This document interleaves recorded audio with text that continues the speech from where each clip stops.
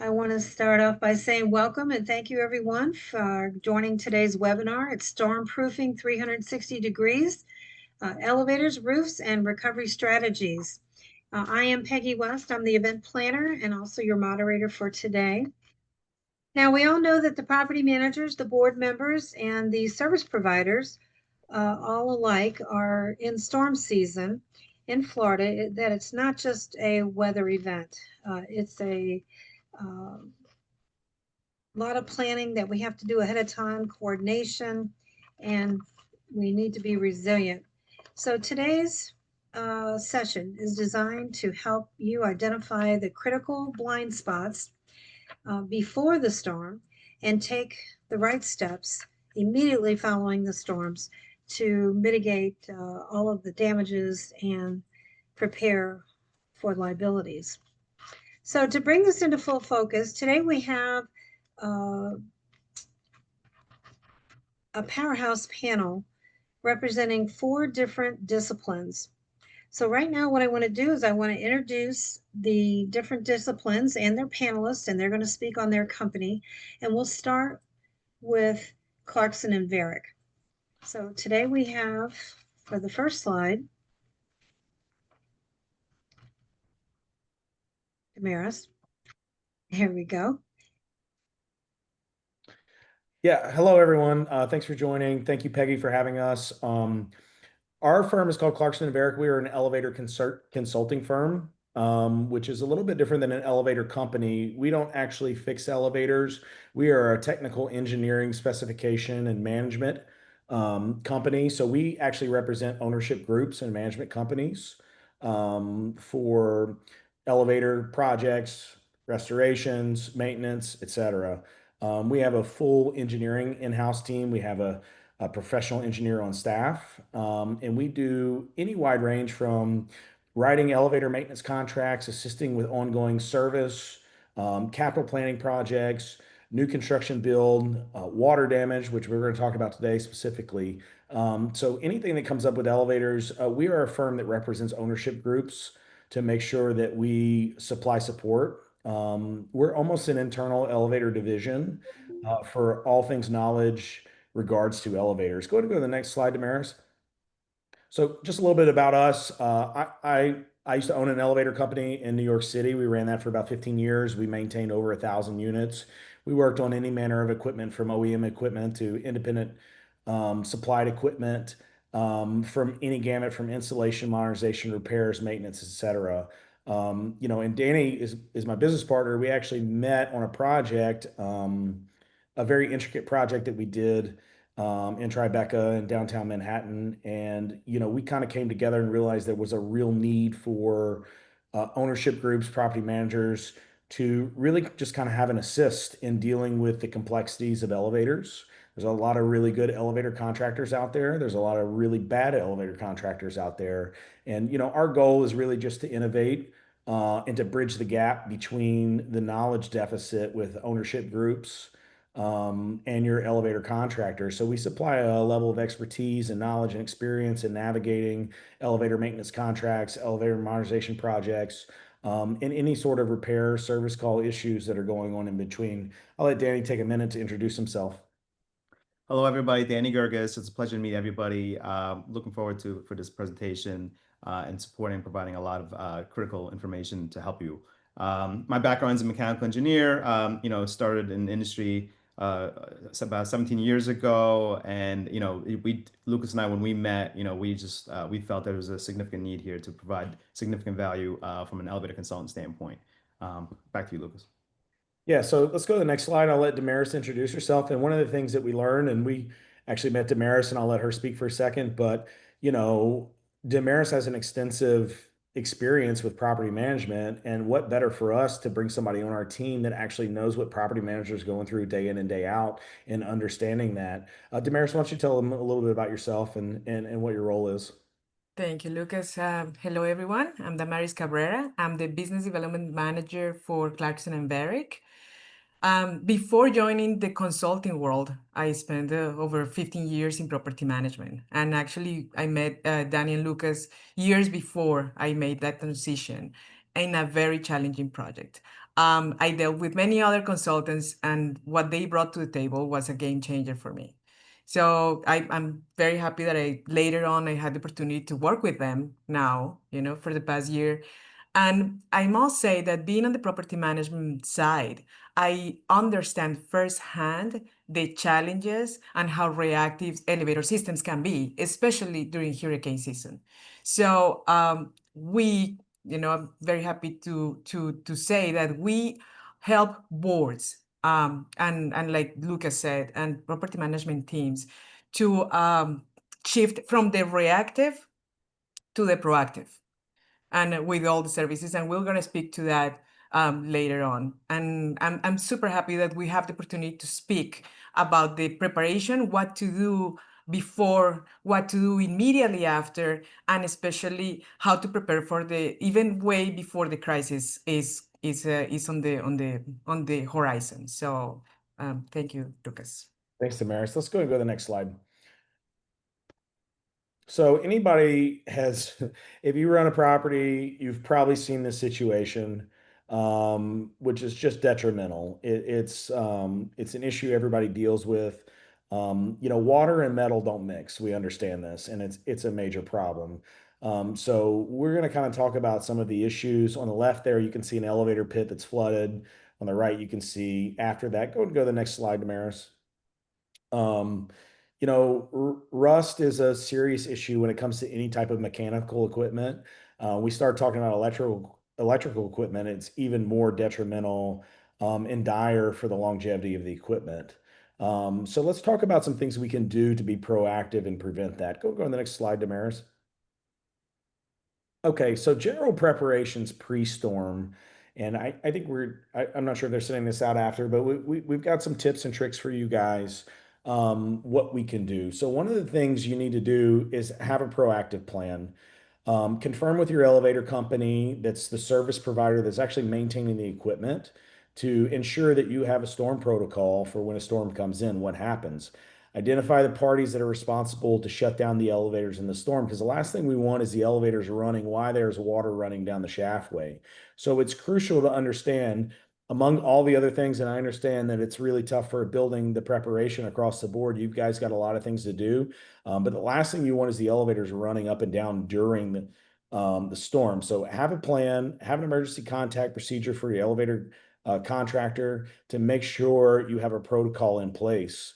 Review the emergency documentation with your vendors, knowing, do you have capability on site, which is, we'll talk about this in a minute, but if you can run the car in independent service, run it up, park it on a higher floor, then that's ideal. You may not need your contractor for that, but if you don't have that functionality, you might need the contractor to assist you to get that elevator out of the basement floor where likely water is going to have intrusion and cause the most damage.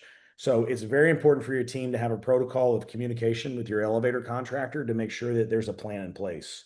So that's pre-storm. Once the storm's approaching, we need to realize that Lucas, yes, I do think that we can go deeper into these as the questions come from Peggy. Sure, absolutely. Right? Yeah. Yes. We'll answer any questions that we have. And I know we have multiple speakers, so we're just being conscious of time here. Verifying that the sump pumps are installed and tested properly, especially in the state of Florida. Just about every elevator is going to have a sump pump. So it's important to, if you need access from your elevator contractor, to coordinate that, make sure that they're working properly, they're in good condition. This is a huge thing that will mitigate a ton of damage. If the elevator pit feels full of water and you have a sump pump that's not working, this is a preventable thing that we could have made sure that was not happening. Many of the code requirements for newer elevators have water alarms and float switches, which already has a protocol when there's water intrusion that the elevator is going to move up to an alternate floor and park there.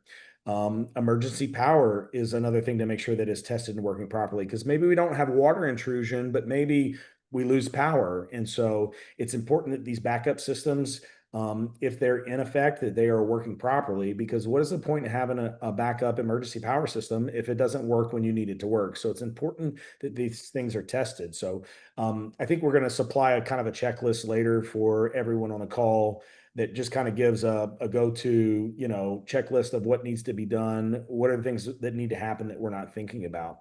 Again, confirm proper elevator shutdown procedures, notifications to the building, what elevators are going to be out of service.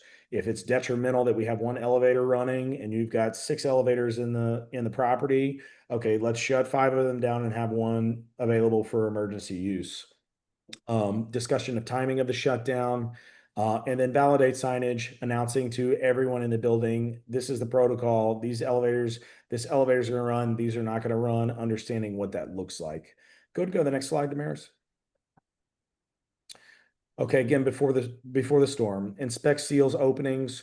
Especially in Florida, there's a lot of properties that maybe have a vestibule or have an opening outside, or you have a ventilation in the overhead of the shaftway. Checking all of that is making sure is working properly. Again, we talked about test pumps, float switches, alarms, protected areas, for the facility, ground floor, basement floor, garages, putting sandbags in front of the elevators to make sure water's not going to intrude into the elevator shaftway, where there's a potential for flooding.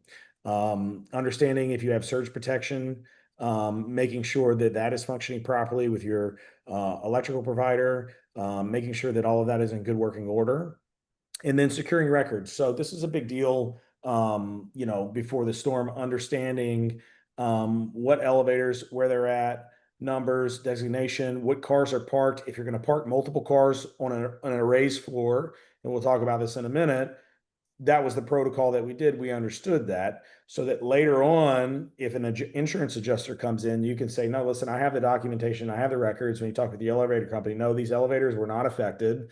They were parked on a floor. We should have no issues in regards to the type of damage that was done with this. Storm approaching, we talked about this, shut down elevators, disconnect main lines when appropriate with appropriate personnel that is trained in understanding how to do so. Position cars safely, we talked about that. Close all doors, ensure motor room doors are closed. A lot of times we leave motor room doors in the overhead, maybe in the basement floor open. Secure all of that, make sure that there's no wind and water intrusion getting into the equipment. We talked about vents and openings, and then obviously have a plan to evacuate any vulnerable occupants. Obviously, the last thing you want to do is shut down all the elevators, and now you have, an elderly or somebody, a handicapped person that needs to get out of the building and they can't get out. So go to the next slide, Damaris. Okay, this is really important to know. We kind of put these in red. Shut down systems completely and do not use elevators under any circumstances during the storm. I mean, this is just a given. I mean, when you're in the throes of a hurricane, things are happening. There are so many issues that could come up. We're talking about entrapments, cars being shut down, cars being damaged. That protocol is so important. And if anybody needs help, they get free to reach out to us. We can give more detailed help, write a critical plan on what needs to happen, and then monitor the situation remotely. If safe, keep watch for structural damage, flooding around the property when it comes to elevators. Go ahead and go to the next slide, Damaris. And I think this is one thing I want to touch on, and we won't have to go through all these in detail. But the key things are, after a shutdown, after a storm, you want to make sure that you have your elevator company come back to put the cars back in service. Okay, you don't want to just throw the main line back in, assume they're going to run. You can always cause more damage by not making sure that the elevators are put back in service properly. So it's important to wait for authorized personnel to do an inspection, make sure it's good. We have some additional safety tips, but I just want to touch on one more thing. There's a lot of really good elevator companies, and I'll throw a shout out to one of them that's on this call that we have a lot of respect for. There's also a lot of elevator companies that are not so good. So when the time comes for you to assess damage and you get a proposal from your elevator company, I think it's very important, because elevator companies typically will see, oh, they're going to file an insurance claim and they're going to throw the kitchen sink at you, and we got to fix this and we got to repair this and we got to change this. But that affects the property, because the higher the claim for insurance, the rates are going to go up. So it's important to maybe get a second opinion. from a consulting firm like us or another consulting firm, or bring somebody else in to assess the damage and make sure what is being proposed for repair is absolutely necessary. It's something that we do very often. We do a lot of assessments like this. We work with a lot of adjusters when it comes to insurance companies because yes, we need to replace, insurance is there for a purpose. We need to replace the items that need to be replaced, but we shouldn't be replacing items that don't need to be replaced. So I think that's a very important thing to keep in mind post-storm, making sure that you're not overpaying for work that needs to be done, that you have a trusted vendor, get a second look, make sure it's good. Just because your insurance company is paying for it doesn't mean that you don't have long-term negative ramifications of increased premiums. And we understand that, we get that. We want the right job to be done for the right price. We can't control storms. That's what insurance is for, but we don't need to pay in excess of that just because there was a storm. I think the next, Damaris, going to go to the next slide. I think it's just, this is a QR code for you guys. If anybody wants to scan it, this is a direct link to our contact on our website. We're happy to answer any questions. If anybody has anything regards to storms, not storms, you just got a general question about elevators, understanding it more, we're happy to reach out and facilitate a conversation in any way possible. And that's all I have. Okay, thank you for that. Excellent. Now we're going to introduce Mod Pros Elevator Company, and we're going to have Aaron. I'm sorry, Peggy. I just wanted to share, everything is summarized here. I just want to put it in the chat, a one pager that everybody could download, just summarizing everything we just reviewed. What was it? Okay, great. Thank you for that. Okay, so Erin Fabian, she is the Director of Business Development for Mod Pros Elevators out of the Tampa office. Erin, you want to speak and we'll start your slides and you can introduce your panelist.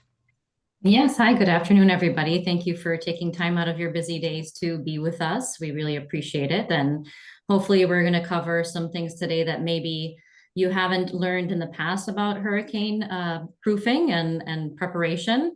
Of course, we know there's a lot of very experienced managers on the call today and maybe some that don't have quite as much experience. So that's why we're here, to be a resource for you. But again, my name is Erin Fabian. I'm with Mod Pros Elevators. I also have a pretty lengthy background in property management, similar to Damaris. I have been in property management and hospitality for almost 20 years and worked with a few different property management companies and at different levels, as well as some residential and commercial management. So I also understand how critical it is to have your building systems prepared and functioning immediately as soon as possible after a disaster strikes. So Mod Pros was founded by CEO Michael Frey and Johnny LaSalle, who is on the call with us today. He's both of them are a wealth of knowledge, and they have 30 plus years each of elevator experience. So I will pass the baton over to Johnny LaSalle and let him introduce himself and explain a little bit more about Mod Pros. Thank you, Erin. Thank you, everybody.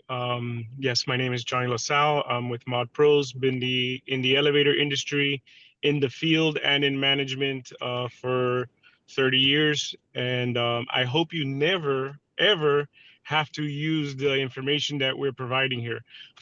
I hope you guys stay safe, whoever's listening to this, and never have to deal with a hurricane. But being in Florida, it's going to happen, right? Sooner or later, if it hasn't happened to you already. And in my experience, even on the beach where you're going to get flooding, the best buildings that turn out safe are the ones that are prepared. Okay, they're prepared because history has shown them how to prepare. And some of the details that I'd like to provide you are, for example, like maybe Lucas had mentioned already, is the pumps. Make sure the pumps are working. They should be tested with water.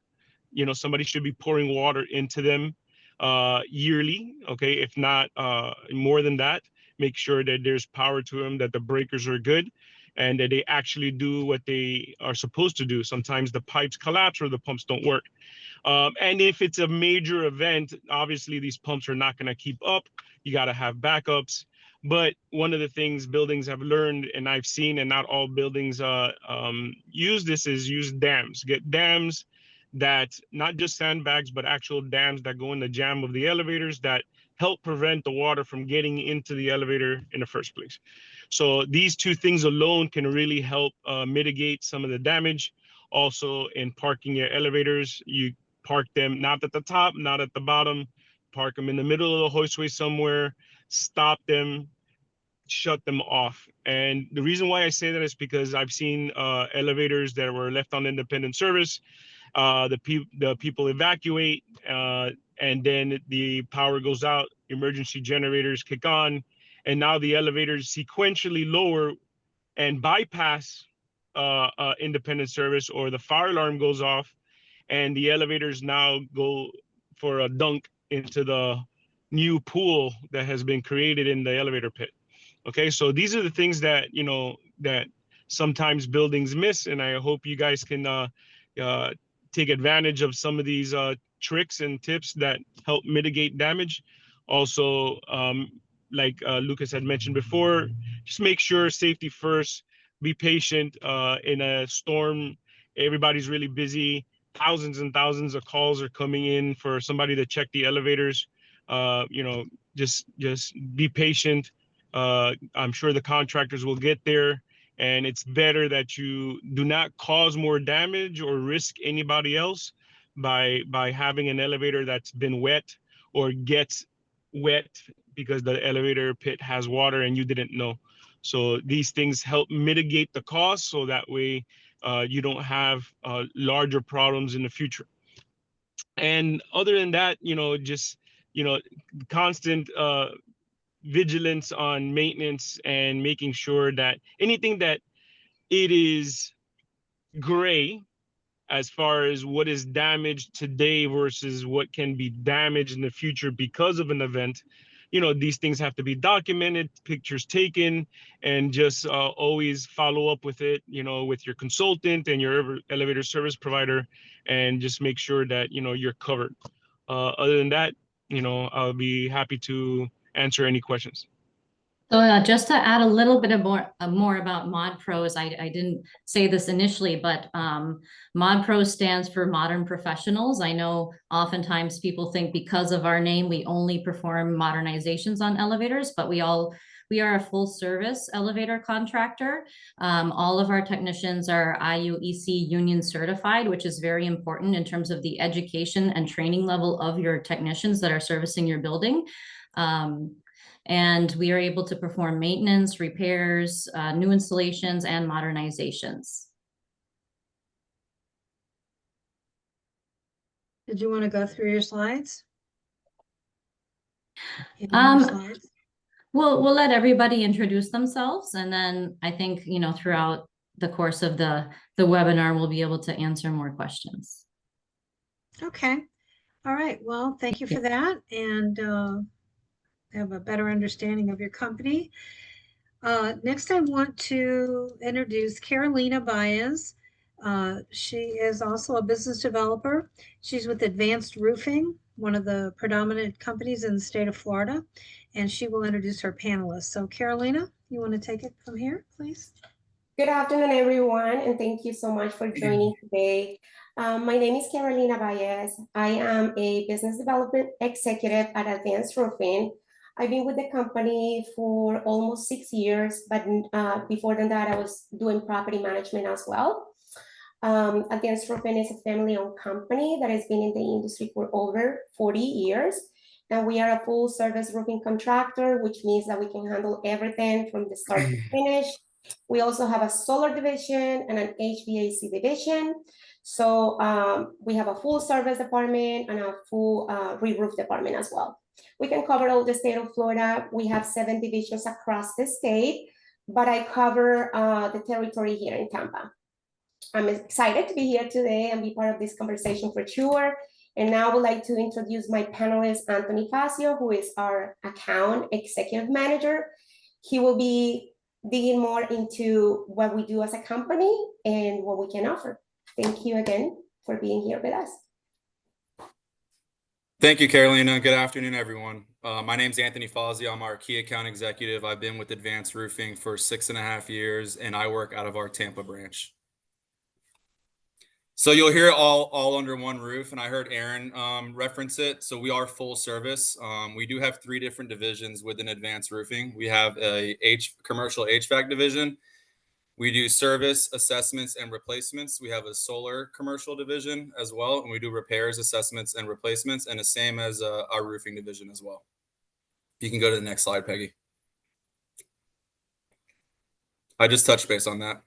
So Carolina touched base on this.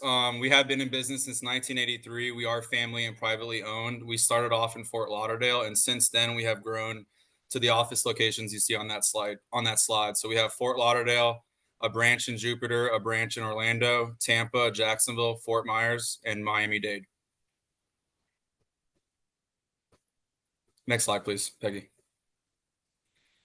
So as Carolina mentioned, and I mentioned, we've been in business for 42 years. I wanted to touch on our bonding and insurance capabilities. We do have industry-leading bonding and insurance backing.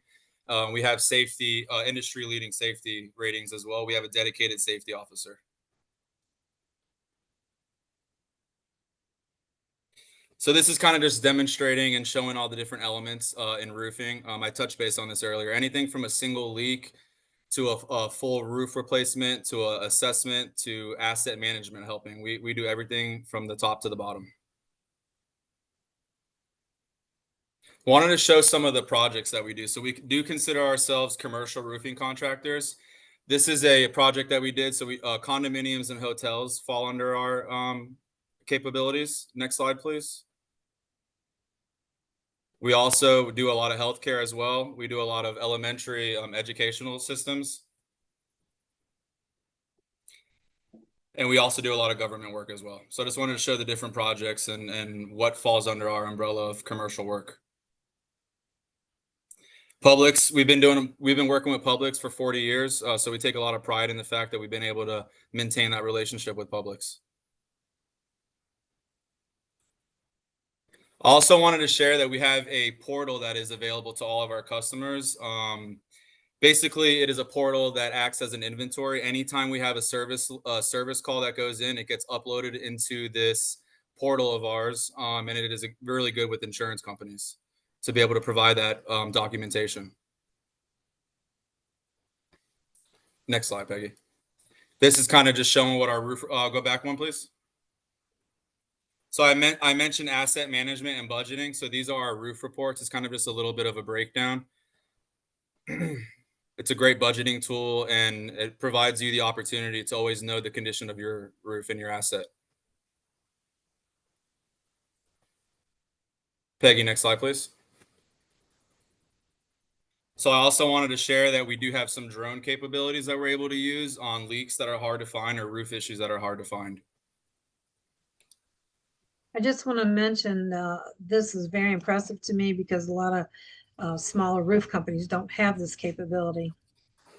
Yeah, and mentioning the drone in further detail. So we had an issue at City Furniture here where there was a leak that we couldn't find. So we were able to help out using our drone technology.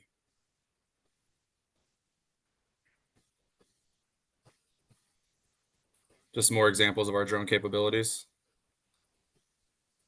And that is it. I look forward to answering any questions and discussing further our hurricane plan post and pre-hurricane. Can you go back and show on that last drone picture where the infrared is showing you like which parts are the damaged parts, like on the top left one, all that yellow, is that water saturated or? Correct. So anytime there's moisture in the existing roof composition, it's going to ping on our reports like that. Yes, ma'am. Okay. Okay. And do you offer the contracts for, you know, evaluations? Absolutely. Okay. Absolutely. You'll have my contact information. Everything that we discuss, we will be able to offer assessments for each of our capabilities. Okay. Awesome. Okay. Next, we're going to move on to introducing Justin Cruz. Justin is also a business developer, but he's also a panelist today. He's been with the company for a few years now. So Justin, why don't you introduce yourself and tell us about First Onsite? Thank you so much, Peggy, and thank you all for being here today. Before I get into myself, I do want to say for advanced roofing, a lot of companies do not offer what they just spoke about when it comes to the infrared, the drones, things like that. So that is awesome because we've worked with a lot of roofers and some can do that, but not a lot. So it is awesome that they do provide that. If we go to the next slide, please. So just a little bit about myself. I am a regional account manager or business development manager for the West Coast of Florida. I personally specialize in condos and healthcare, but our company does a lot more, and I'll get into that in the next slide. I feel like I might have, well, if you go back still, sorry. I feel like I might have the least amount of industry experience in everybody on here, but one thing I will say is being in restoration, 4.5 years gets you a lot of experience in this, especially when you're dealing with hurricanes. I was raised in Florida since I was about 2 years old. So I've lived through way more hurricanes that are on this, but 3 major hurricanes I have worked through. It is a very challenging time, I will say that. A portfolio of over 25 million in projects, and I don't say that as a brag to myself, but more so for our company, that we do anything from $1,500 cleanup jobs or mitigation jobs to few hundred thousand. And even during this hurricane, one of my personal biggest projects that we are still finishing up right now is a $7 million job. So we have the ability to take care of small and large projects, whether it's from a natural disaster or not. Next slide, please. So a little bit about what we do, and I won't go through every single thing on this list, right? But one thing I will say, one of the biggest parts about our company, First Onsite, is we are not franchised. We are company owned. We are corporate. The reason I say that is because when it comes to hurricanes and natural disasters, we have the ability to, what I like to call, parachute people in. When you see all the First Onsite trucks and people moving around, there is no competition, there's no animosity. Like, we're all working together, we're all with the same company. So when we know a hurricane's coming in, we reach out to our corporate offices, we drive in about 4 or 5 different cat trucks that are parked just outside of the hurricane, the cone. And as soon as the coast is clear, they drive down and we tap all of our offices. We have 9 throughout the state of Florida, over 115 throughout the continent. And I say that because we have offices in Canada, North America, United States, and Mexico. But again, like, when you're calling on First Onsite, we have the ability to bring as many people in as possible. And kind of the scale is a little bit unmatched, if you would. Everything's customized. And if any of you, Erin herself used to be a property manager, and probably other on this panel used to, no loss is the same, right? So no leak, no roof issue, no elevator issue, none of them are the same. They all come with their unique problems themselves. And so for First Onsite specifically, every situation is customized, and safety is our #1 priority. One of the biggest things about us is we have what's called daily field reports. You might work with companies that give you weekly, maybe mid-project reports. You literally receive a daily report from us that has anything from the time we showed up, the amount of equipment that's on site, to photos of the entire project, which is extremely helpful when it comes to insurance projects.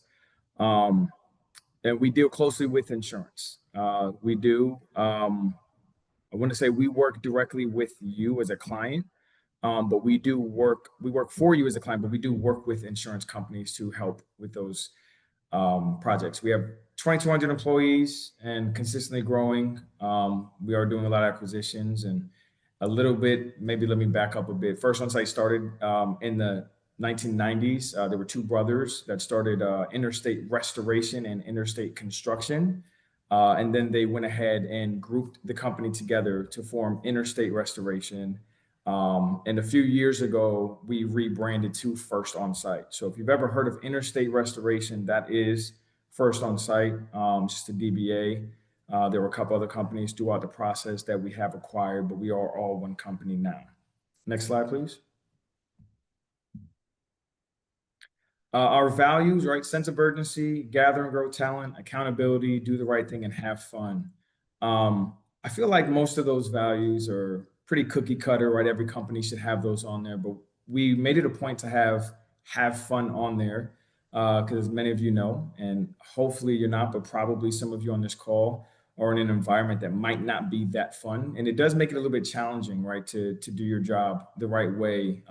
If you're not able to be yourselves, let loose and have fun. And so First On Site really does hire very skilled people, right? Experienced people, but we like to have fun as well and make sure that everybody enjoys being here. So that way we can take care of our clients appropriately. Purpose is helping companies and property owners move through, these issues quickly and reduce business interruptions, which entail helps to save money. And then our vision is to deliver an exceptional experience for our clients and our team. Next slide. Here for you, no matter what is one of our slogans that we like to say, and truly we do mean that, right? No matter what the issue, problem, when you call us, as a GC, we work with roofers and elevator companies, and we have a plethora of professionals and experienced companies that we do work with and are vetted, so that way that the project is getting done correctly.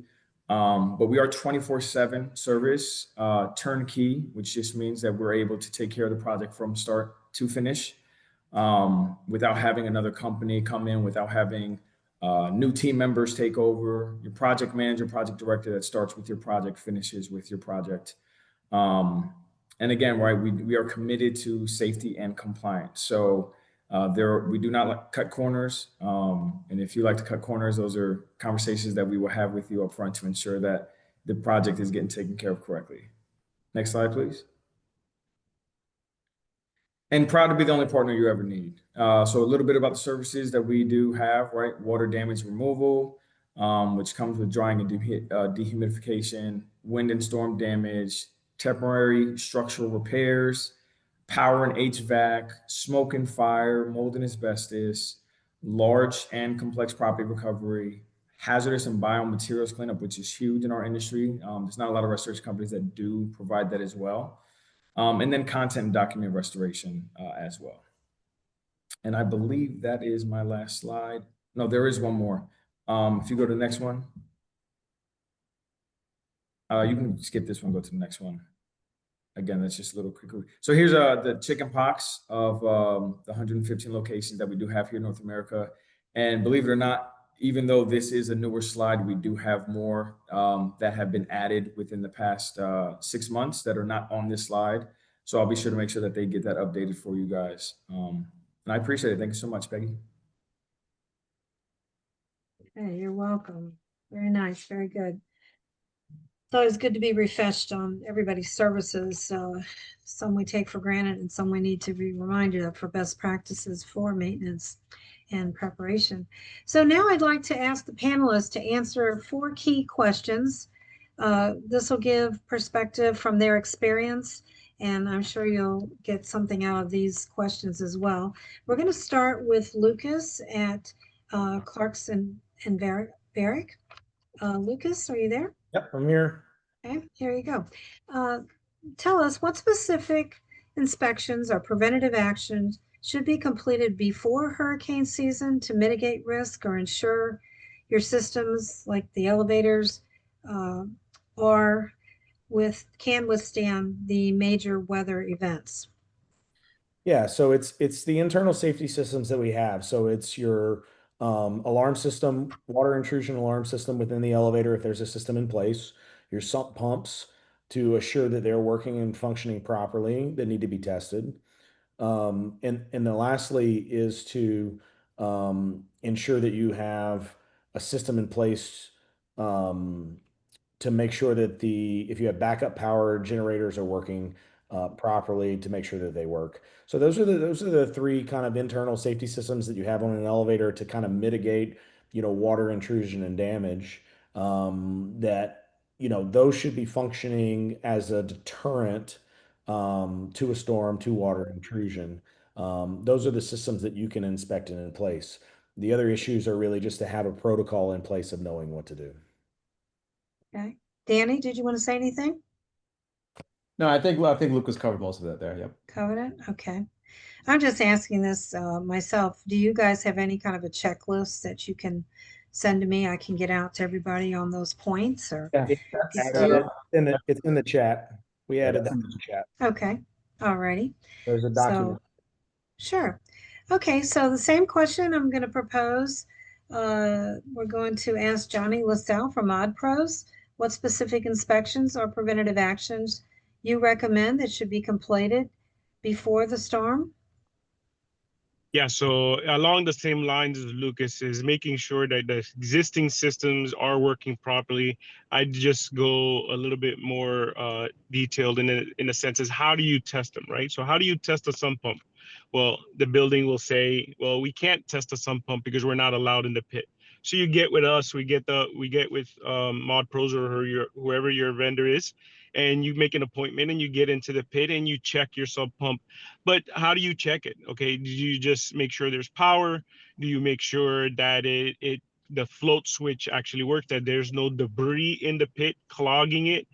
And is it actually pumping water? Because you can have all of those things, but will it actually work when you have the event? Will water be actually pumped out of the pit? So that last step is where everybody misses. Nobody actually pours water into the sump pump hole in order to make sure that it's being drained. So these things, do happen a lot. And in a severe event, these things will never withstand the amount of water that's coming into the pit anyway. So you need to try to prevent the water from getting in there again by getting some dams. It's cheap insurance, putting the dams up before the event and making sure that you have them in stock, that are in good condition, and parking the elevators away from the bottom floor, making sure they're turned off completely. And these things, again, our point here is that we have the experience to be able to keep you from having the millions of dollars of damage, or hundreds of thousands of dollars of damage, and mitigate some of that damage, right? And ahead of time. So that's where our experience is. And if there is problems, we have the experience to come out there and be able to get you running one way or another with other vendors using vacuum trucks and things like that to get the elevators dry and the pits dried out, and having the elevators back in service much quicker. Yeah, and I just wanted to add something too. This is kind of a step that nobody really considers, but if your building has been exposed in the past and when a storm's coming, you're expecting water. Just question how much, right? There's with some of our clients, we actually tell our clients to be proactive with your contractor and essentially pay the premium of having a standby mechanic on site, right? The cost of having a mechanic on site for 8 hours, right? Just on standby you're paying for them in advance, making sure that the elevators don't move into the pits. You're actually have the mechanic available to manually move the cars for residents in the higher floors, and just having them be on site. That $2,000 or $3,000 you spend, you're definitely reducing your exposure. Like Johnny said, it's an insurance play, right? A small investment, have a mechanic on site at all times, a professional running the car for you, can really reduce the amount of damage that comes into play. Great points. I'm envisioning like a fire drill that you should have maybe prior to, the storm's coming. It's 10 days out, 15 days out. Hopefully it does go by you, but prior to that, Right. having this mechanic you're suggesting, Danny, come by ahead of time. I mean, he may have 12 buildings on his Exactly. schedule or 25 buildings, but the earlier the better. So it's also budget season right now. I want to mention that because this is the time to budget for these ancillary type services, okay? Not just budgeting for the storm and borrowing money from the bank for the after damages, but preparing ahead of time also requires putting some money aside, just like they say, save for a rainy day, just to have a couple $1,000s, maybe 5,000 would be the the amount to have, because 2 or 3 hurricanes could come through in a season. So those are all excellent points to have someone available, or have the number ready, at least readily available. Not just the managers. I mean, your managers may have to take care of some other things. Board members, get active, get involved, be proactive. So just as a recommendation.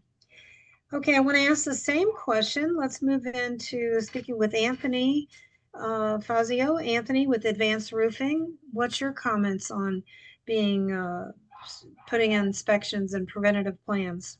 Absolutely. Thank you, Peggy. So I want to start with, in an ideal world, you're not scrambling last minute trying to fix things prior to a hurricane arriving.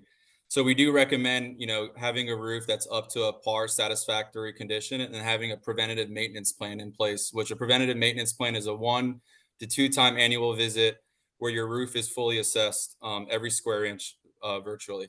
With that being said, there are some checklist things that we do recommend. I'll start with debris removal from the roof.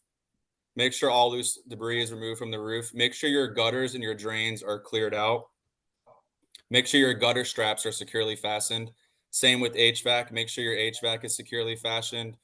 If there's any trees that are hanging over near the roof system, make sure those are all trimmed satisfactory as well.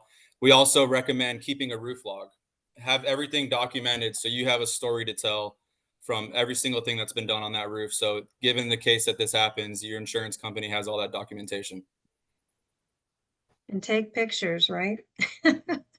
Take lots of roof pictures. I've just heard that from others. Lastly, I want to ask Justin, what are your suggestions for preparation, specific inspections relating to water mitigation? Yeah, thank you. So a pre-hurricane site assessment or emergency response plan goes a long way.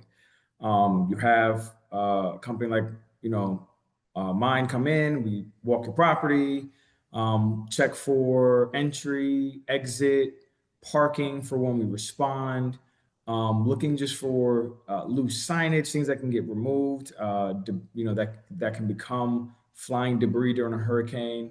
Going over your own, like some companies have your own booklet that kind of go over these things, and a lot of times those booklets aren't filled out correctly, unfortunately. And so making sure that your booklet is filled out correctly with what you need.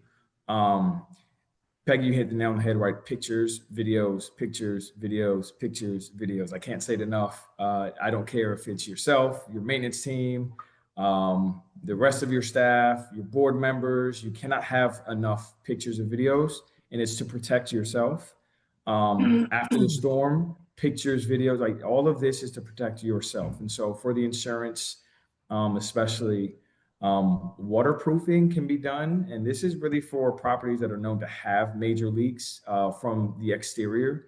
It's very difficult to replicate a hurricane. If you're a property that does not have leaks prior to a hurricane or a storm, and you end up getting them during the storm, 2 things could have happened. Number one, it could have, again, just happened because of when a storm comes, rain no longer just goes vertically, it goes horizontally. And so it starts to get into some of the cracks and crevices that they weren't able to on a typical Florida day. When I say typical Florida day, everyone knows, especially in this area, there's no typical Tampa storm, right? But the hurricane does do things a little bit differently. And so making sure that that's taken care of as well if you need it. And then get on a VIP list. A lot of companies have VIP lists that you can get onto prior to a storm, ensuring that you have priority with the company. They have you top of mind and can just get you taken care of. There's a VIP document, guarantee that you're going to be the very first one that they call? No, because there's other companies that are on VIP list as well. However, it does, again, keep your property top of mind and also puts you to the top of the list for companies that are not on a VIP list. So please make sure you're getting that done as well. Great ideas. Also, what came to mind is if you have an older building that's never had issues, knock on wood,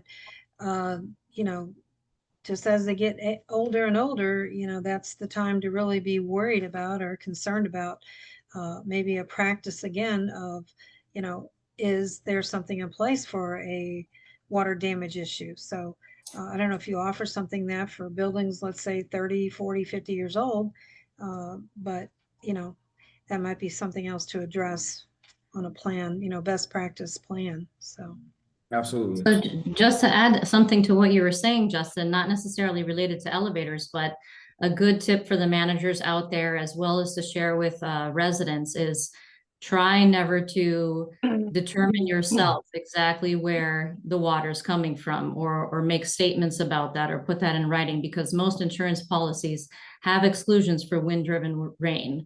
Even if it seems obvious that it's wind-driven rain, those are just statements to steer clear of, and make sure that you really have experts evaluate that when it comes to getting insurance coverage after a storm.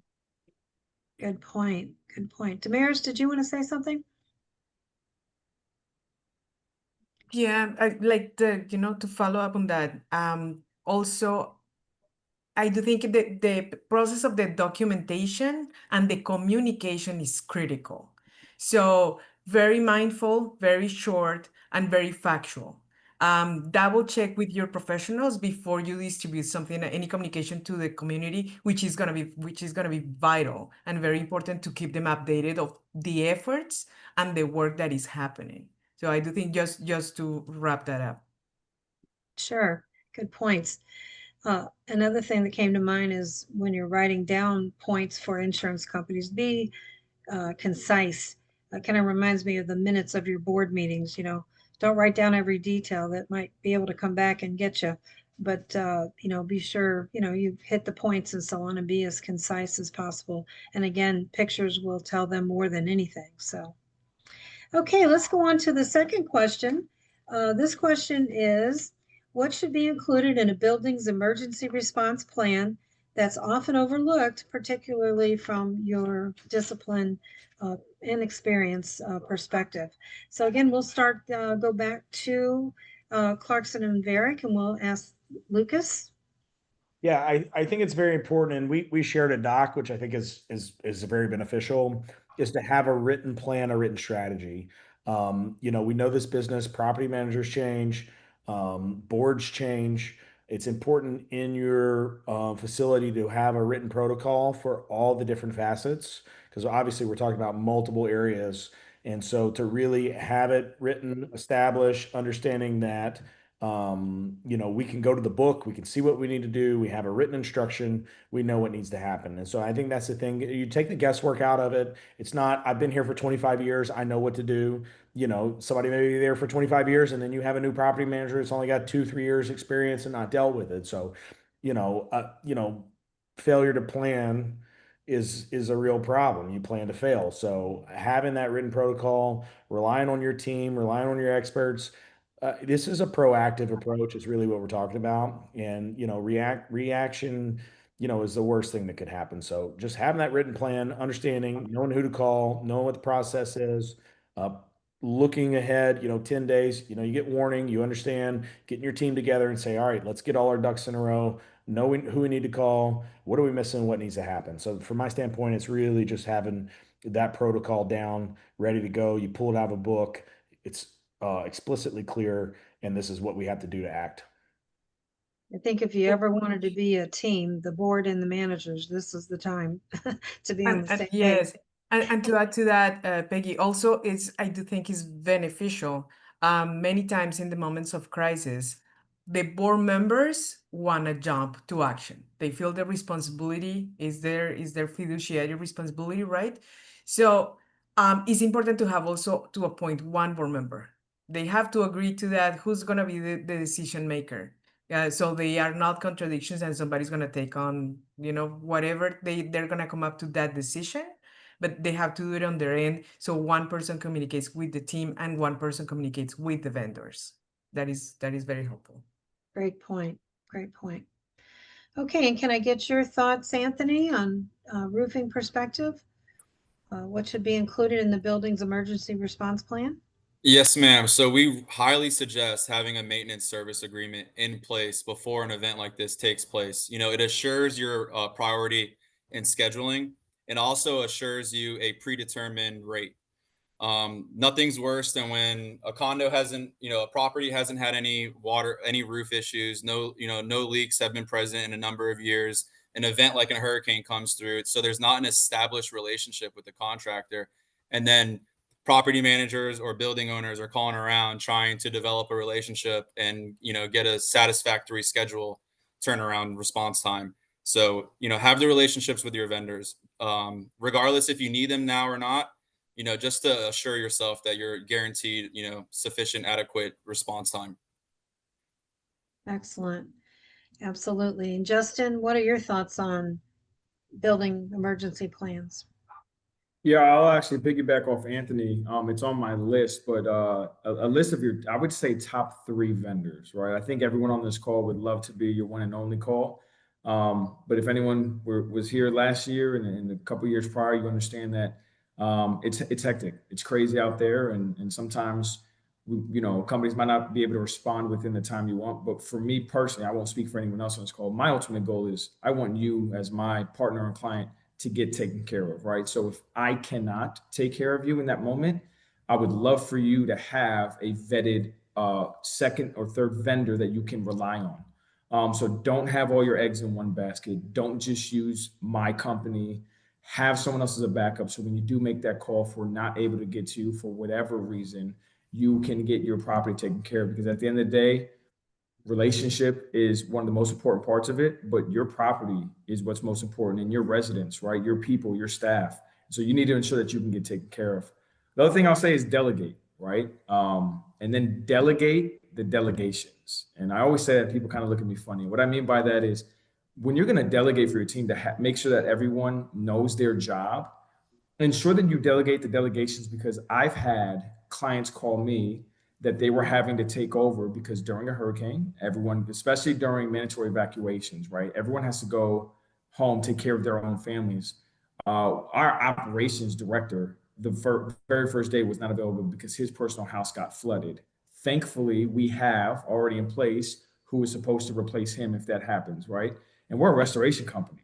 So now think of your property. If you don't have, everyone's jobs delegated out, and then who's going to be the backup in case somebody gets injured or has their own, personal emergency, it makes things a lot stressful for you and your property. So delegate the delegations. And then one last thing is understand where local shelters are, not just for people, but for pets.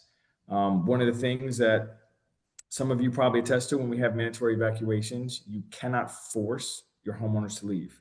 You can put up all the signs, send out all the emails, show them that's mandatory evacuation. At the end of the day, sometimes they're going to stay because they want to. Sometimes they stay because they don't have anywhere for their pets to go. Hotels are booked, and not all hotels take pets. And so understanding where local pet shelters are does go a long way. I've seen it become such a huge component to helping. And so, yeah. Yeah, excellent point. I believe in the East Coast here a couple of years ago with one of the storms, we had one shelter had just accumulated, 100 dogs, and everyone was looking for their pets. And it's like, okay, we'll go here, go there, because they had to leave them behind, which is just heart-wrenching. Carolina, you've been pretty quiet here. Did you want to chime in on this particular topic, emergency response plans? I just want to second what everybody has been commenting, like always having like a second plan, it's very important. And I was going to mention that when Justin was talking about it, like having, like multiple contractors in the different industries, so, like the residents and homeowners can actually like be taken care of. Right. Okay, and Johnny, let's get your comment on this. What do you suggest for building response plans? So the way I like to think about this is that, as a trusted vendor, we'd like to always remind our customers and send them emails and social media posts about, these events that are coming, that the predictions may be that this year we're going to have some events, and some of the things that have happened in the past, and some of the ways in order to mitigate some of the damage. So I think that helps our customers a lot because they're very busy. You guys are some of you have been managers, and you know that you've got a million things to do, and you're probably not thinking about that pump in the pit or the breaker or whatever it may be that you have to do that hasn't been checked in a while. So, we try to get that information out there to our customers. I really do think that preparation is key. I also think that there are other things that can be done to have more preparedness when it comes to elevators, and that is making sure that you have like sensitive equipment stocked on site. Boards, things like that. In a major disaster, that's going to be so hard to get. And if you have many elevators in your building and you have sensitive people living there, then it's worth having that your parts, okay, that you own, that you've paid for, and you keep control of that on site, whether it's with us or another company. It's really important that you have that on site, the critical components that are just very hard to get, especially when they're in high demand. That's an excellent point. Wow. Yes, absolutely. Um, One of the things that crossed my mind after thinking about what Justin had said is form committees. I mean, why does one board member have to be responsible for a whole, area? A committee, each board member can form, a little committee amongst themselves, One's going to take the elevators, one's going to take, the roofing, one's going to take who to call and emergency phone numbers and so on. Like you say, delegate. Justin made up a great point. And that way, if something happens, someone else has to go somewhere else. You have a backup plan for that as well, because things do happen. And, it's comes when you don't plan. That's exactly what happens. The disaster is worse. So, all right. Excellent points, everybody. All right. So now here's a question. Immediately after a storm is passed, what's the first thing you advise clients to check in to do, and what really should they not do? Let's go back again, starting with Lucas at Clarkson Varick. Yeah, I mean, we touched on this earlier, but the biggest thing you can do is if the elevators are properly taken out of service, is to wait for your elevator contractor to come and inspect and make sure the elevators are returned to service properly. One of the things that happens all the time is, let's say you get water damage on the car top and there's all these electrical components, connections, whatever. If they are not dried out properly and you put that elevator back in service, you're going to damage the equipment. Sometimes you can dry it out, okay, and you can mitigate that damage, and then you can save the equipment. But if you don't have a professional that puts the equipment back in service, understanding what is the internal situation with the equipment, you can cause more damage than you would have caused by waiting for a professional to do it. So, having that protocol, understanding pre-storm, post-storm, and having the patience to say, okay, hey, just because a storm's over doesn't mean we're good to go. Okay, the storm's over. We need to wait for our service provider that we have a contract, we have a relationship with, to come in, assess the equipment, put it back in service. And you know what? That's a pain point. I get it. Maybe it takes, because they're handling a bunch of issues, maybe the storm's over and it's like, okay, people want to get back into their apartments, their condos. But by doing that, you could end up costing yourself tens of thousands of dollars, versus saying, you know what, we got to wait a day, we got to wait 2 days for them to come out and assess the equipment. So that is the biggest thing from the elevator perspective, is don't be in a rush. Okay, the storm's passed, yes, but it doesn't mean that we're in the clear as far as what we need to do with the equipment. And safety too.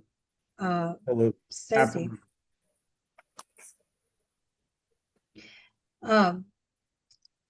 With that said, let me move over to Johnny again, Mod Pros Elevators. What's your suggestion? Yes, Clarkson and Varick and us are on almost the same page, right? When it comes to this, they're the consultant, we're the elevator vendor, so they're right on point. Safety is number one. being patient. I mentioned it before, make sure that you have communication. The other team members have also talked about taking a lot of pictures, document everything, how the water you think is getting in, or at least taking pictures. In the case of a flood, you'll see the water flowing into the elevator pit or through the sill or coming down from a floor above. So just, stay away from that, make sure that the power's off, leave it off until we can check it out. So, these things, just document it, make sure that you have that information so that way it can be used later to help with the report. Excellent. Exactly. The Excellent. last item on the checklist here on the screen is making sure that full power is restored, and your elevator contractor can help you identify that, because even if regular power is restored and lights are coming back on and things like that, the elevators use three-phase power, and that's, a lot more voltage and strength and power than, it takes to run a light bulb. So we want to make sure that before you try to do anything with the elevators or turn them back on, that power is verified. Totally. That's a great point. And the other thing is, again, to budget for this, for startup again. I'm sure it's going to be some sort of a fee to start up again after a disaster. And if you just, put those pennies away month by month by month, you'll have a little nest egg and not be hit all at one time with, $5,000, $10,000 cost to restart your elevators and, get everything back in order. Just to add to that, you think you have insurance and this is what insurance is for. However, once everybody knows, especially dealing with properties, once you hit those claims and once those premiums start increasing, it becomes a catastrophic thing. So you really think you have insurance for these things, but the reality is just because you have insurance doesn't mean you shouldn't be budgeting money in the interim, because the long-term costs way outweigh the interim cost, for Absolutely. preventative.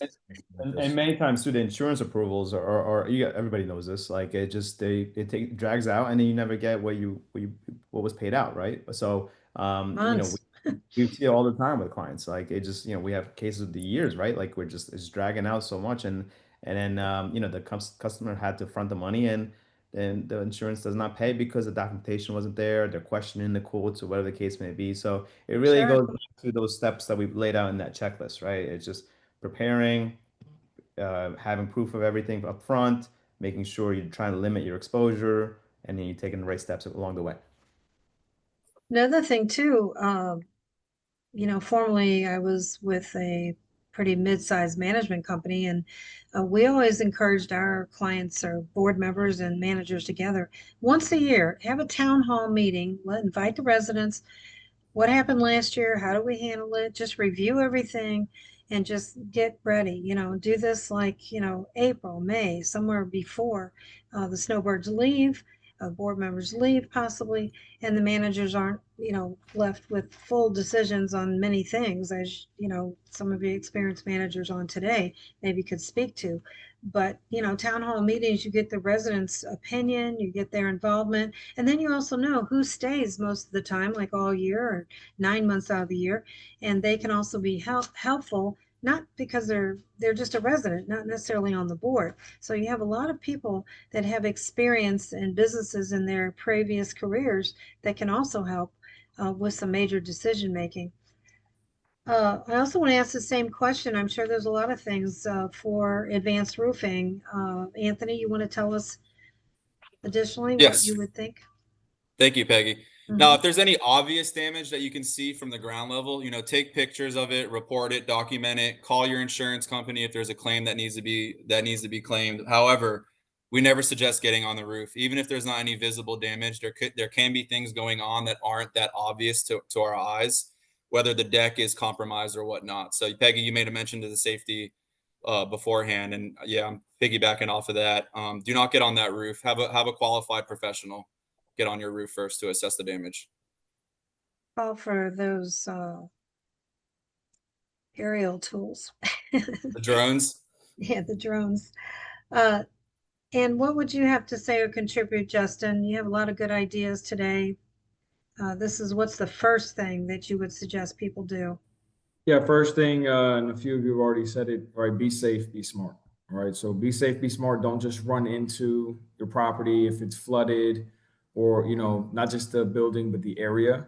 Wear proper equipment and not necessarily PPE, right? But PPE is a very generalized statement.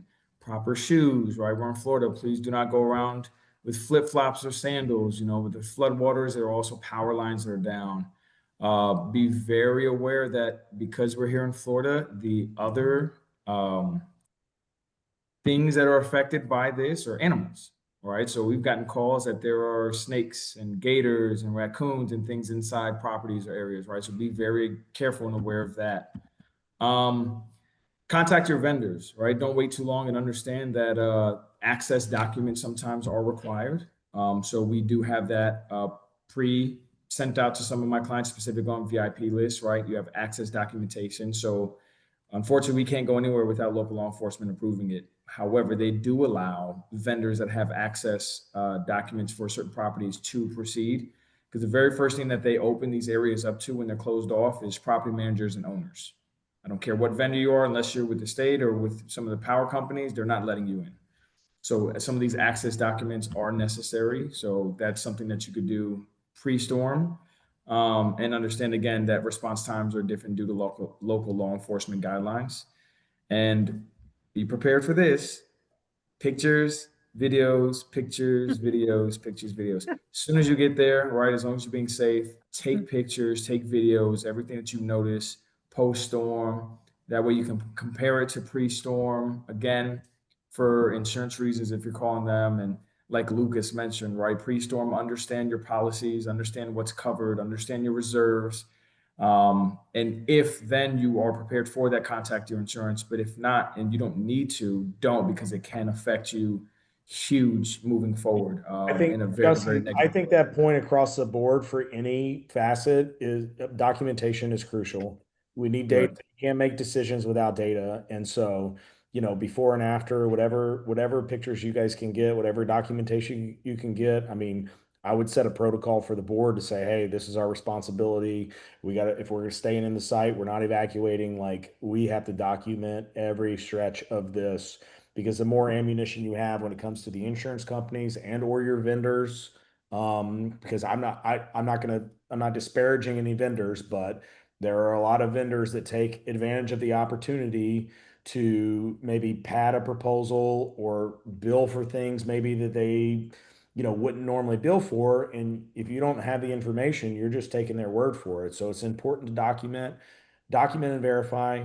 And I mean, he can't stress that enough. And I'm on the same page entirely. It's your building, so, just in any other building, have responsibility for what is yours and what you own, and document everything as much as possible. Yeah. I don't care what anybody tells you. You cannot over document during this. It is very pertinent to you. Again, you have to be selfish during this and take care of your people and your property. Contractors see Absolutely. water damage, they hear cha-ching. Absolutely. Hey, Peggy, I also wanted to quickly add, know all the details of the warranties that are in place. Know what's covered, know what voids them. If it's not clear on the written warranty document, call your vendors, have them explain all the details of what's included and what's not. Good point. Excellent point. And you should do that maybe even at contract renewal time. You know, every 2 years, whatever the contract calls for, 5 years, just, contract renewal time is an excellent time. You might have new board members. They may not understand the terminology. They may have not even been in a business before. They may have done, other things that they didn't have to deal with contracts. And all of a sudden nobody's there. They have to deal with it, and also I would encourage your residents to take pictures. You never know what they can catch along the way. Same thing. But with that said, we do have a few extra minutes here before I go into the last question. We have one of our sponsors on, Vinteum software, and I was going to have her introduce herself at the very end. But I believe that documentation, communication just speaks so highly in volumes to me for her to say a few words. Katie, are you on? Absolutely, Peggy. Thank you so much for letting us hop in. As Peggy mentioned, we provide not only websites, but also back-end portals for community associations. One of our primary and kind of most popular use cases is to not only store information, but also communicate it. So we have document repositories to help you store all of this information. We have communication channels to disseminate that to your residents. So definitely a big crossover with what we do here and some of the ways that that can kind of help you with hurricane preparedness. Yeah, cloud-based is just a beautiful thing these days. So the folders are going to get washed away one way or another, lost, whatever. And now we have Vinteum. So thank you for that. Okay, so with that, let's go into the final question here before we take questions from our guests that are on today. And thank you, guests, for your patience listening to everything. The last question is, how can property managers and boards ensure that contracts with your firm include the right protections and expectations for hurricane or catastrophe response? Okay, let's start. Let's go back to Lucas again with There's an question. interesting dynamic as far as the elevator business. We actually work hand in hand with Mod Pros quite a bit, and it's fortunately for us, we're a consultant, so we're representing the ownership. So we do a lot of contract review and a lot of negotiation and managing that.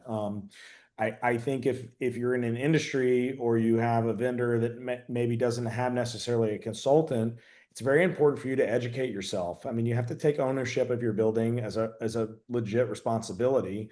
So you have to, unfortunately, educate yourself within the industry and what are accepted norms, what are not accepted norms. There's a variety of contracts that are available, within the elevator industry. You get what you pay for. The more money you pay for a contract, likely the more protections, the more higher in the services. And if you pay less, it's likely because you are taking more risk on as a building. So, in our case, we kind of work hand in hand. If a building comes to us and says, hey, can you review our contract? And let's say, say Mod Pros is the elevator contractor. We're just going to tell them, hey, these are the protections you have. These are the protections you don't have. If you want more protections, then maybe you need to revise the contract and have a different type of contract. So understanding those ins and outs is very important. I mean, this day and age, and if you're in the legal aspect, I maybe wouldn't advise it as much, but there's tools out there. AI is really changed the game across the board, and it's not a bad idea if you're trying to do some research to throw your contract into AI and say, hey, explain this. How does this work? What's my exposure? So there are definitely tools out there which you can do. Your property manager should have a system in place and should have a team to be able to review that. And unfortunately, it's one of those situations where you don't know until you know, and sometimes you get burned. And the cost of education, is we had a problem we couldn't resolve, and we were in this contract that was a problem. So, it's so wide and so spread between all of the different vendors that deal with a property. I will go back to one of the things that Justin said earlier, is it's so important to have a legitimate relationship with your contractor, whoever that is. Know who your account rep is. If you haven't seen your account rep, and this is just my advice for any industry across the board, if you have an account rep and you don't know who they are, or they turn it over every 3 months, then I would suggest maybe you need to question whether or not that's the right partner for you for your facility. You need to have somebody that you can pick up the phone that's going to respond to your emails when there's a real concern, that they actually care and are going to give effort into what you're doing. And so, from that standpoint, try to educate yourself the best you can. Partner with vendors that are going to educate you. They're going to shoot you straight. Say, hey, this is what it is. This is how it works. This is your exposure. This is your coverage across the board. So, this is why this sort of call is great. Peggy, why you're bringing, people together that are like-minded, that really understand the industry and want to add value to everybody. And so, finding the right vendors, making the calls, getting the education, understanding, I think is paramount to really running a facility and having a good working relationship with the vendors.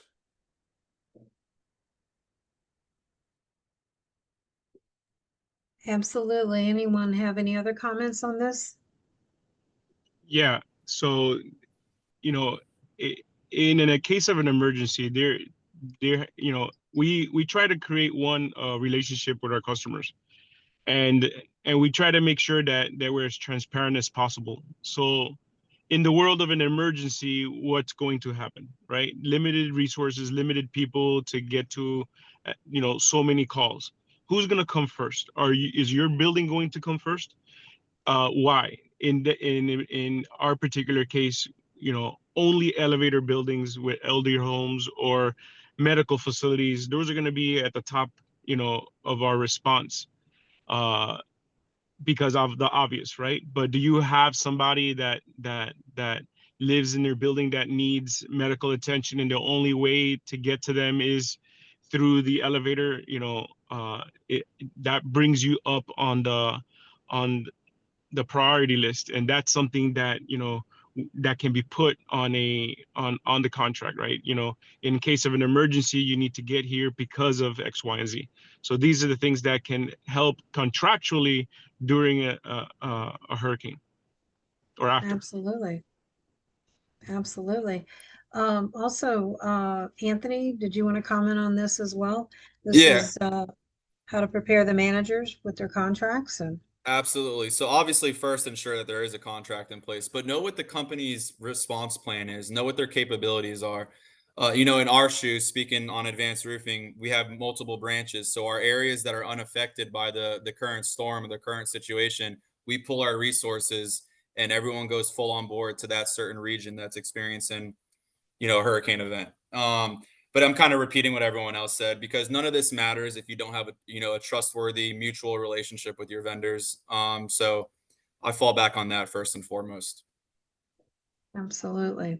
Um, it is crossover, but I think the specifics of your different disciplines is really interesting and important. Oh, you know, what comes to mind first and so on. Justin, I know you guys are dealing with a lot of water mitigation.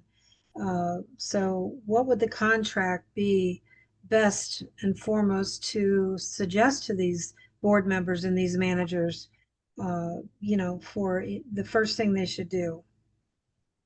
Yeah, I mean, this question kind of goes a little bit to pre-storm, right? Get a copy prior to. You know, most vendors and ourselves, we don't have a different agreement or contract that gets sent to you during a natural disaster than a regular loss, right? And we call them losses in our industry. So get a copy prior to, right? And sit down and go over everything with your vendors. And, you know, if they're not willing to do so, again, like Lucas mentioned, right? Go with a different company, right? Maybe you like to use them during your day-to-day processes throughout the year. That's fine, right? But when it comes to this, you cannot rely on a company that's not willing to sit down and go over everything, right? Ask questions, ask as many questions as possible. Our job as vendors through building this relationship is to be transparent with you. And if your vendor is not willing to be transparent, right, maybe this is not the company that you want to utilize during a time of need like this. The other thing is understand that we work for you, right? We work for you as the client. You are our client. The insurance company is not our client. The other vendors are not our client, right? We work for you directly. And I say that to more so understand from your vendor's point of view that sometimes when you're working with insurances or dealing with these situations, insurance can take a long time to get things taken care of. So if you don't have, you know, the proper reserves or anything like that, it can affect the vendor that's working for you because they unfortunately are putting a lot into this to get you taken care of. And so a lot of times that does become an issue. When I say a lot, I don't mean every single time, right? But there are clients that are not prepared. So make sure you understand that as well, that we are working for you and directly for you, even though we do work with other entities. And one quick thing is nobody ever asks this. Everyone always wants to know, how can you as a roofing company help me? How was you in the elevator company? How was you a consultant help me? How was you as a restoration company? How can you help me? Ask your vendors how they are preparing to help themselves during the storm, right? Because if you're relying on a smaller mom and pop company locally because they've taken care of you all this time, that's awesome. That's fine. But what if their location gets flooded out? What if their roof comes off? they're not able to take care of you. So ask your vendors that worst case scenario, something happens to them during the storm, how are they able to take care of you? Because that does help you to prepare if you do want to utilize them on who to call next or what to do. So you're not shocked, God forbid something happens to them locally. That's an excellent point. Excellent point. Because, you know, you can never have enough resources in an emergency because you really, like you say, you don't know who's going to be available. And a company like yours, you've got so many locations and lots of team members around to help. With that said, we do have some time now. I wanted to ask the property managers. I didn't realize, you know, I knew Damaris had been a former property manager, but also Aaron. What do you think your expectation is from vendors like these resources when you were actually managers?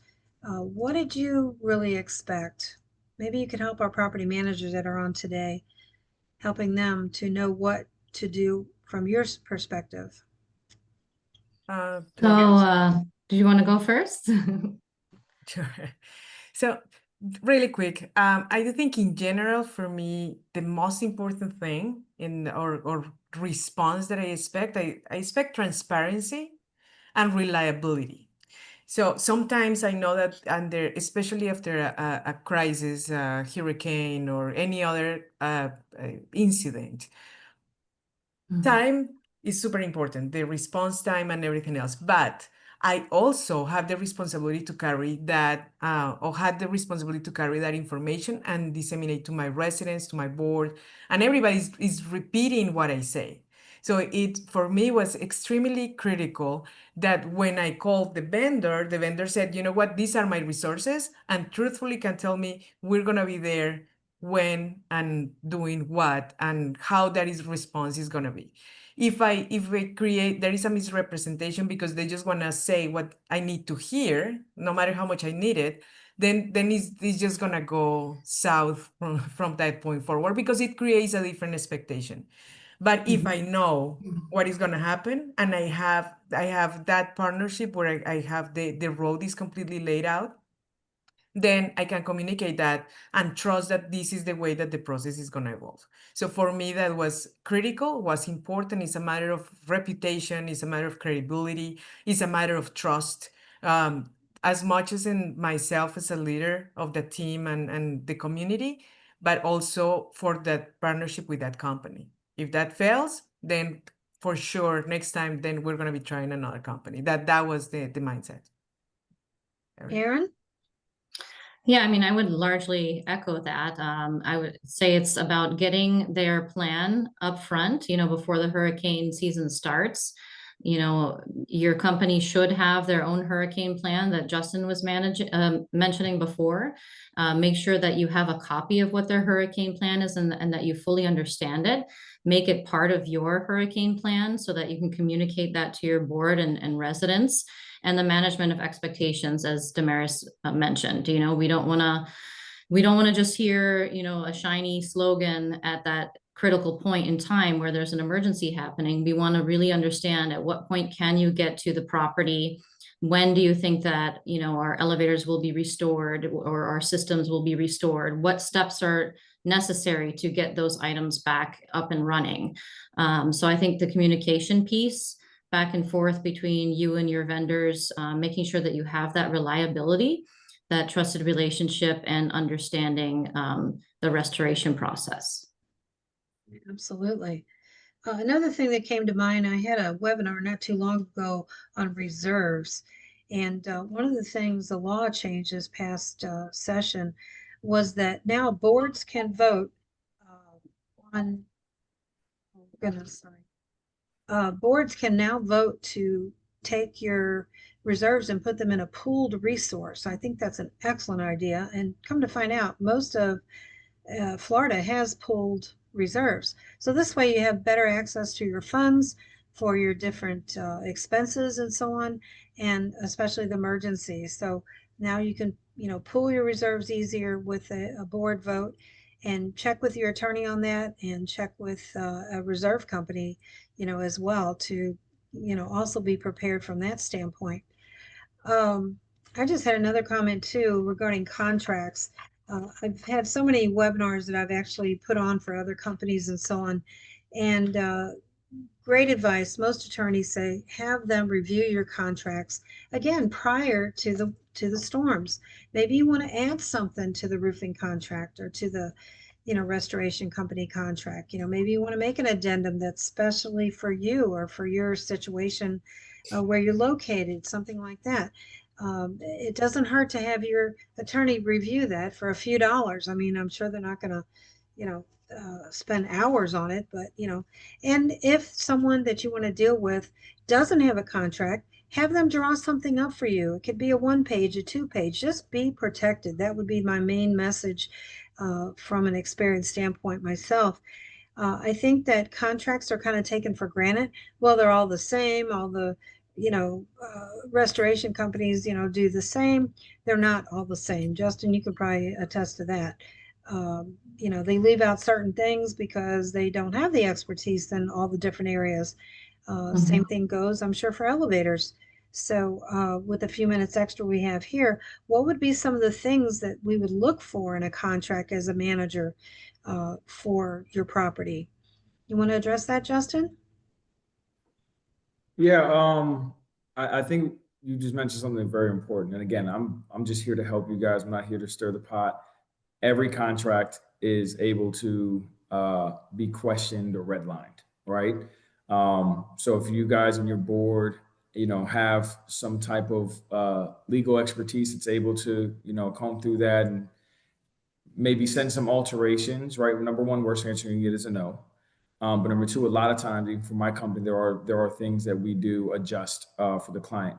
Unfortunately, you're not going to be able to take out the fact that you're going to have to pay your vendor, but there are many other things that you can alter during, maybe how quickly, right, payment is required is very important. Sometimes companies do work on certain pay plans. They can alter timeframes on that.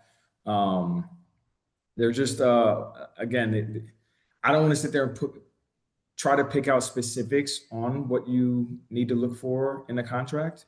Just understand that there's no limitations to it. So, do not feel like just because a vendor sent you a contract that's the end all be all. And then you have to go with them because you have no choice. And again, this kind of goes back to making sure that you have relationships with your vendors and kind of doing your due diligence prior to. But even if it is worst case and you didn't plan appropriately and you have to do last minute, if you have a question regarding that contract, send it back to them. Again, worst answer you'll get is a no, but more times than not, you can get those adjustments. Yeah, absolutely.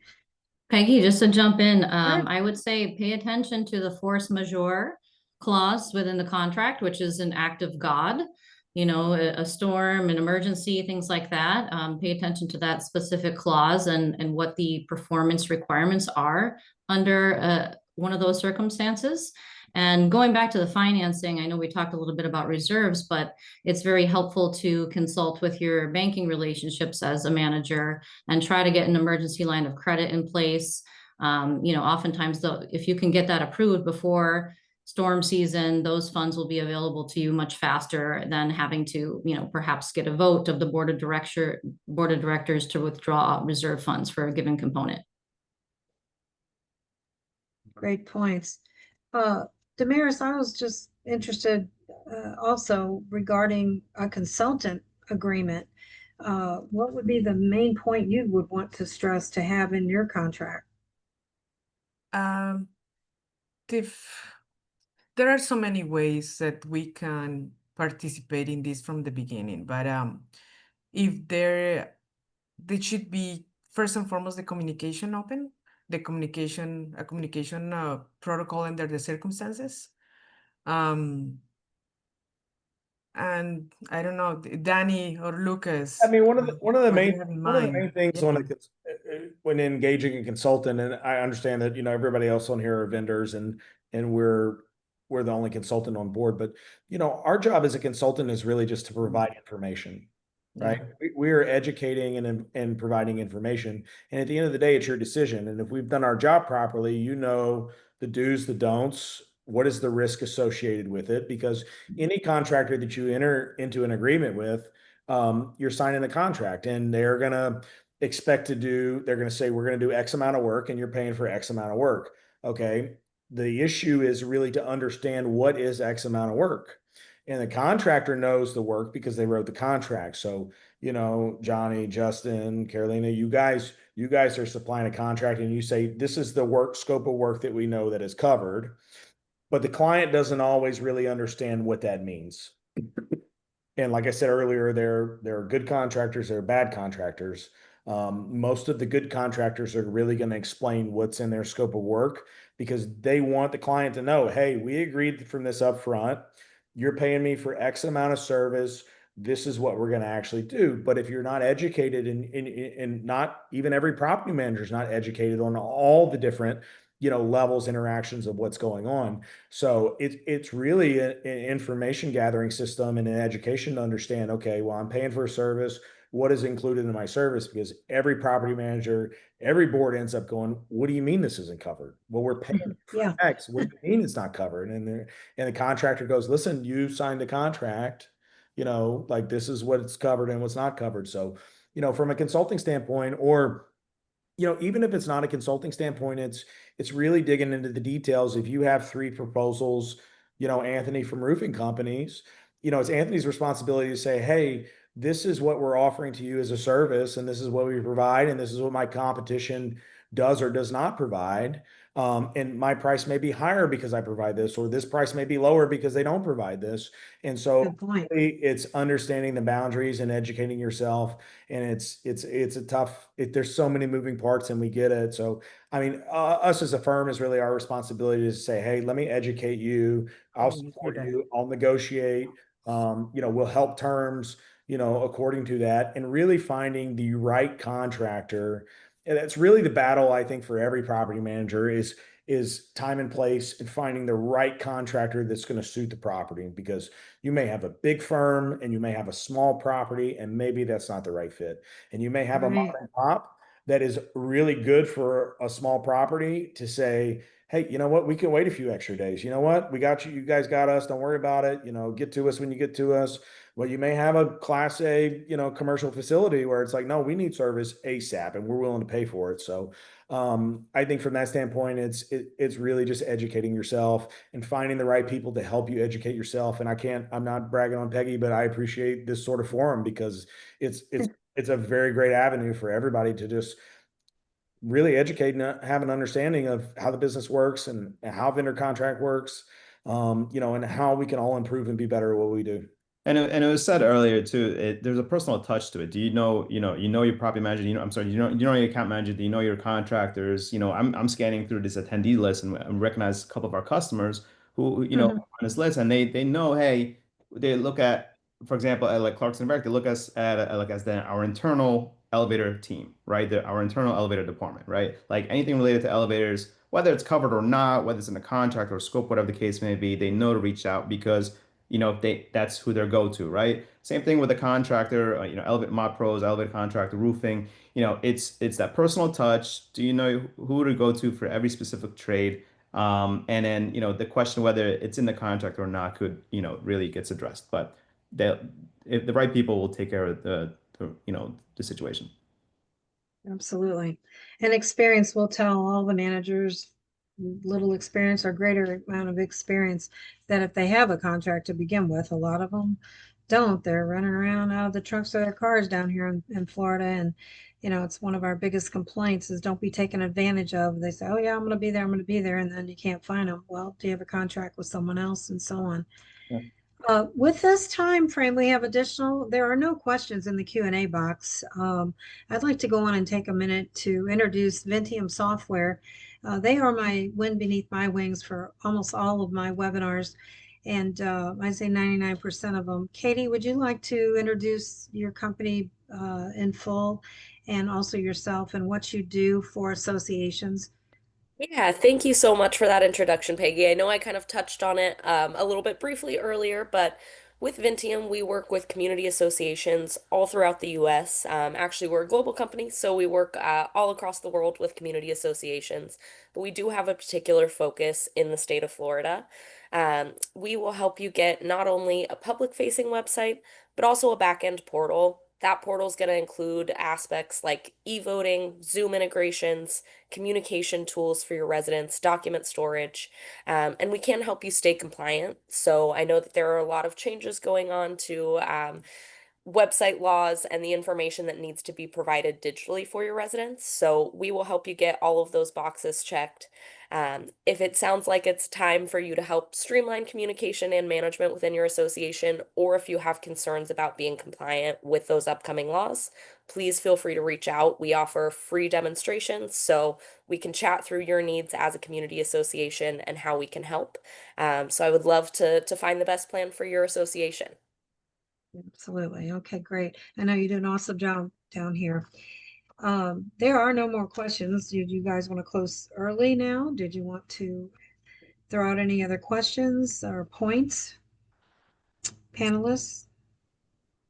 So maybe just kind of following up on the last question, Sure. you know, there's some nuances out there, and in Florida, we kind of see this more often than not because of the weather, the humidity, and just, you know, what other contractors have done and what's included and not included in the contract. So, you know, for the new manager that's gone to a new property, you know, they're not up to date on what's happened. And let's say there was some water intrusion, or there are signs of rust or rouge, as we say in our industry, and that's the ropes rusting, or there's been water in the pit for years and things like that. So there are certain things that even though straightforward, they might be included, but you might want to get a real good assessment of what's going on. And one of the great ways of doing that is hiring Clarkson and Barrick, obviously, and getting a real good look at, you know, what the condition of your equipment is now versus, you know, what contract you have, because these contracts could cover these things under normal circumstances, but if you had an event at one point and things weren't taken care of, they might not be covered anymore. So even though, you know, you think they are, or as a board member, you believe you're covered, but something happened and now it's kind of like voided the warranty, so to speak. So I think that's a lot of times I do see that out there in the industry, and it's for many different reasons. But it's something that we mod pros and your consultants can help with. Absolutely. Absolutely. Well, I just also wanted to mention one other thing that I had picked up along the way, other webinars regarding preparedness for hurricanes or just catastrophes, is to have an updated resident directory. That is something that, you know, believe it or not, I learned this from the termite business years ago. We were going to do termite service, and we didn't have a list of everyone's, you know, phone number and how to contact, tell them to get out of the building because we're going to fumigate. Well, it's kind of the same for catastrophes and everything. We needed to get a hold of the emergency person or so on. So someone on the board, or maybe form a committee outside of the board, or help the manager somehow put a list together of your directory by address. And next to that, try to get from those residents an emergency contact, because you never know. It could be, you know, something as simple as a, you know, a heart attack or something like that, more on the health side, besides the hurricanes and the storms and the worst disaster situations.